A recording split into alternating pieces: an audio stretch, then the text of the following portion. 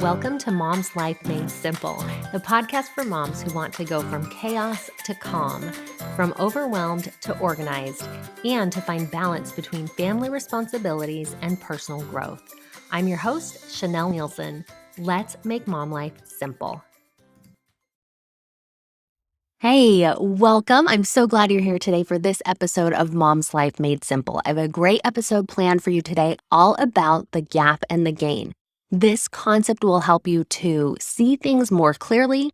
It will help you to find more joy in your life, and it will help you to really be more successful in your goals. And I'll explain what I mean by that as we get into this concept.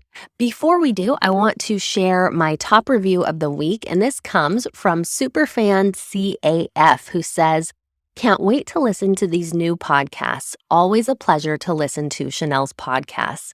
Thank you so much, Superfan. I appreciate you being here. I appreciate everyone who's left ratings and reviews. And if you haven't, I would love for you to take the time to do so. It just takes a minute, but it really helps me out. So thank you so much for doing that. Now, let's talk about the gap and the gain. This is a book that came out last year, but it's a concept that's been around for a while. I highly recommend this book. It's by Dr. Benjamin Hardy, and it comes from a concept from Dan Sullivan. Now, Dan Sullivan came up with this concept a long time ago when he was doing some coaching, and he works with very successful entrepreneurs. He noticed a trend with them, and here's what he noticed. Even though they were succeeding, they had a hard time really feeling that success and feeling good about the things that were happening in their businesses because they always wanted more. That's sort of something we can relate to, whether you're in business or not, right? We always want more. There's this ideal out there, but an ideal is a moving target. So what that means is we kind of have a hazy picture in our mind of what success looks like. Oh, I'll be successful, when this happens, whatever it is. But when we get there, often that ideal moves just a little farther away. It's like the horizon. It's constantly out of reach. And as we move closer toward that ideal, it keeps moving away. It keeps getting bigger. Now, Dan Sullivan realized this, and he came up with this concept of the gap and the gain, which is this. Where you are now to that ideal, when you look from where you are now to that ideal, you're always going to be in the gap. There will always be a gap. And if that's how you're trying to measure success, you will come up short every single time. So what we need to do is we need to look backwards to where we started and measure backwards from where we started to where we are now. And when we do that, we will find ourselves in the gain. And being in the gain is the way that we feel happy, we feel more motivated, we feel more confident, and it allows us to have future success because we're building on the success we've already had instead of feeling disappointed for the things that haven't happened yet. Okay, that's the basic concept of the gap and the gain. I'm going to give you some examples to really bring this home and help you understand what it means in your own life. So one example of the gap and the gain that's in the book, Ben talks about his kids. They were out together and one of his sons was obsessing over wanting a cookie. Do your kids ever do this? Mine do. I want a cookie. Please give me a cookie. Give me a cookie. They were out. And so the parents bought one cookie for their 4 young kids, and they broke it into 4 pieces and handed out the cookie. Now, this son who had wanted a cookie so bad looked around at his siblings and realized or decided, I don't know if it was actually true, that their cookie pieces were bigger than his cookie piece. And all of a sudden, what he had was not enough. He was measuring his cookie against the ideal, putting him in the gap, instead of measuring his having a cookie from where he was before having no cookie, which would have put him in the gain. How often do we do this? We get something and then all of a sudden it's not enough. That's a form of being in the gap and being in the gap. I had a client that I worked with that I think was really struggling, really putting herself in the gap. She had by the time that she worked with me, she said, I never get to finish anything. Things just don't work out the way that I plan. I've tried to do all these things, but nothing has worked out for me. Now, as she told me her story and I got to know what she had done, she had worked with Mary Kay and she'd gotten pretty far with Mary Kay. But once she got to this status of director, they had to move and her business kind of unraveled and she didn't stay there and she was really discouraged with that. She had then decided, okay, I'm going to get my cosmetology license and I'm going to cut hair. And she did that. But she wanted to own her own salon. And again, for her husband's work, they moved. She wasn't able to do what she wanted to do with her cosmetology, with her hair. And so she was really discouraged with that. And she felt like the story she was telling herself was, I never get to finish anything. She was looking at what she had hoped to accomplish. She was looking at that ideal and measuring from where she was now to that ideal. And she kept coming up short. Now, what I worked with her to do is measure from where she was now and look back at the gain. And it's probably pretty easy for you to see, right? What was the gain? She got to director with Mary Kay. She had her cosmetology license. She had the skill of cutting hair. She had come a really far way. Part of this idea of the gap and the gain is that you decide the meaning of what happens to you.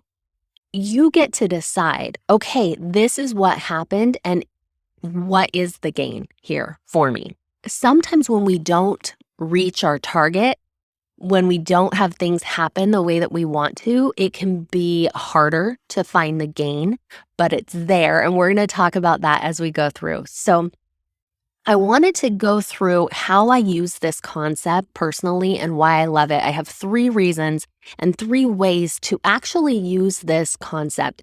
Because the more that you use this in your day-to-day, the more that you'll find it valuable and the more that you'll notice that it actually changes your perception of the things that are going on around you and helps you to build on past success.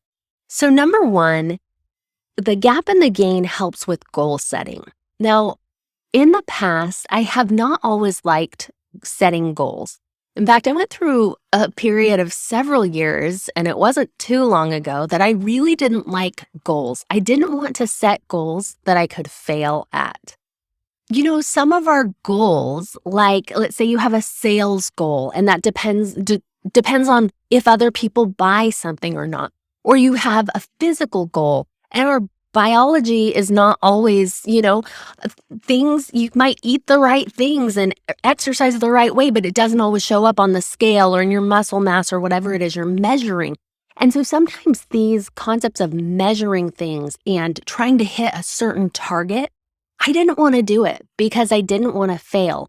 Because inevitably what I was doing, no matter how far I got toward that goal, I would look at that ideal. I would look at where I wanted to be, from where I was to where I wanted to be, and that's the gap. And I felt crummy. I didn't feel good. And so because of that, I avoided setting goals. I didn't want to set goals. What I've learned from the gap and the gain is this.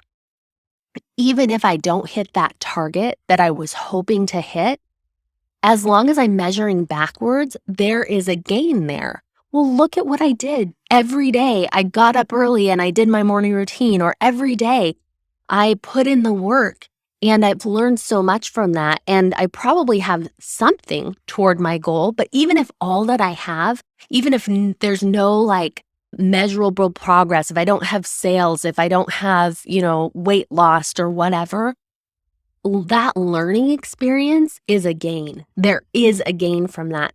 And so goals now for me have become a way to move faster and achieve more instead of a reason to beat myself up. Because when I look from where I am now to where I used to be, that goal has always helped me. Even if it didn't bring me exactly where I thought it would, it's always helped me to make progress and to grow. And that's really why I set goals now and why I'm not afraid of goal setting. So that's a reason that this concept, even that alone, is so powerful that we can then set goals and not be afraid of that fear of failure.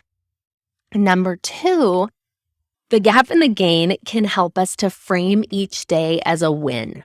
So let me explain what I mean by this. Every day, and this is really common for women. I hear this a lot from women, but also psychologically, it's kind of what happens when our minds get tired. It's really easy for us to focus on the negative. And our brains do this on purpose because they're always looking for danger. Like, are we in trouble? Did something go wrong? What do we need to do to stay safe, right? And so often at night, when the kids are in bed and you're starting to settle down and you're reflecting on your day, how often do you think of all the things you left undone? The dishes that are still in the sink, the time you lost your temper with your kid or your spouse, the things that you just didn't quite do right, the things that you meant to do but didn't. And that is being in the gap. That's looking at your ideal day, how you wanted your day to go, and measuring what actually happened against the ideal. What we can do instead is train our minds to look at the gain each day. What did I do today? What were my wins today? How did today go right? One of the ways that I consciously try to focus on this and train my mind to look for it is by nightly writing down. I have a journal by my bed where I write my daily wins. The more that I write my daily wins, the more I see my daily wins. It used to only be the big things like, well, clearly that was a win, right? I got booked to be on a podcast, or, everyone liked the dinner that I made, or whatever it is. Those were my wins. And now, sometimes if I'm not too tired and I'm in a writing mood, I can look over my day and see so many wins. The things that I did, the conversations and interactions that I had, the times that I was led to help someone, those are all wins. And they're all putting us in the gain. This is how the day happened. And I'm going to look back and measure the gain. What was the good that came out of this day? That's a powerful way to live your life. And the more that you do this as an exercise, I would recommend writing it down, because then you have a record and it helps you to do it. But you can do this as a thought exercise too, to just think, what went right today? The more that you do it, the more your brain is trained to look for what was the gain today, what were the wins today, and you'll be able to see them more and more readily and more easily each day. Number 3, there's always a gain, even in the worst situations. An example comes to mind of a woman who went out to go to work one day and her car wouldn't start. Now, when your car doesn't start, when that happens, you might think, well, what's the gain here? I need to get to work. What's the good part? Well, here are some gains that she thought of. She was able to call a friend to get a ride to work. So she had a friend who she could call. That's a gain right there. She was able to strengthen her relationship. Her car didn't break down while she was out on the road. It broke down. It wouldn't start. So she wasn't in danger. That's a gain. She was able to take in the car and get it taken care of like she needed to. She had the money to do that. That was a gain. There's probably so many more that you can think of, but there are always some kind of gain measuring backward from where we were to where we are now. There's a gain. Now, sometimes the gain might just be something we learn, like a lesson that we learn. We're better off for having learned that lesson, or it might be a tender mercy. When I say a tender mercy, I mean that sweet feeling, knowing that God was looking out for you and that He cares and that you were blessed in that situation. I want to share a story. This is from Carrie ten Boom, who wrote The Hiding Place. This is a true story of a woman who was in a concentration camp in World War II. And this woman and her sister were in a concentration camp together. They were actually Christians, and they were helping people to escape, and then they were caught and put in a concentration camp. And when they got there, one of the sisters said, "Remember, we were just reading in the scriptures to be thankful, to give thanks in all things." And so they looked around this horrible place And they were able to come up with reasons they were thankful. They were thankful that they were surrounded by women that they could share their beliefs with. They were thankful they had been able to smuggle a Bible in with them. They were thankful they were together.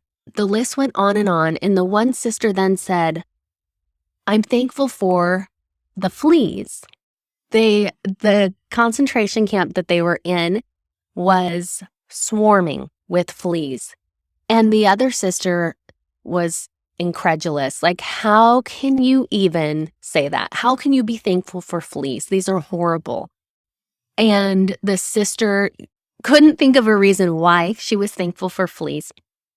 But she said there must be something. There must be a gain, right? There must be some reason to be grateful for the fleas.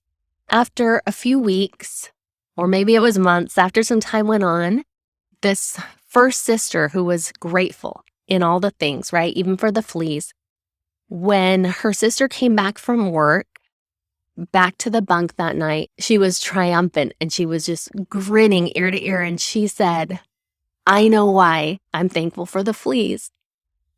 Makes me cry. Okay, I'm thankful for the fleas because she had been working and she had a job that kept her in the bunk and she was knitting. And she asked the guard to come in and help with something. And all the guards outside refused. They wouldn't come in, and because they said that place is infested with fleas, so they wouldn't come in. And so she said, I know why now that I'm thankful for the fleas. I'm thankful for the fleas because they keep the guards out of our bunk. There is a gain in everything when we measure the right way. This concept of the gap and the gain is closely linked to gratitude. It's closely linked to being grateful in all circumstances. It's also linked to the law of polarity, and that's something we'll talk more about on this podcast. The law of polarity is a law that says in every bad thing, there's something equally good. Napoleon Hill said something along the lines of, within the seed of every adversity, there's an equal or greater benefit. Every bad thing, there's something good. Those ideas are closely related to the gap and the gain. So the challenge for you then is, whatever hard thing you're going through, what's the gain? Find it, look for it. Whatever good thing that you're working towards, what's the gain? When we look for that, we will see it. It's there. I promise you it's there. And the more that we look for it, the more we're going to feel successful, the more we're going to continue to have success, the more we're going to make progress, and the more we'll be brought to our knees in gratitude to God who gave us fleas and all the other good things. So I hope this concept is helpful for you. If you want to dive deeper on this, I highly recommend the book, The Gap and the Gain by Dan Sullivan and Benjamin Hardy.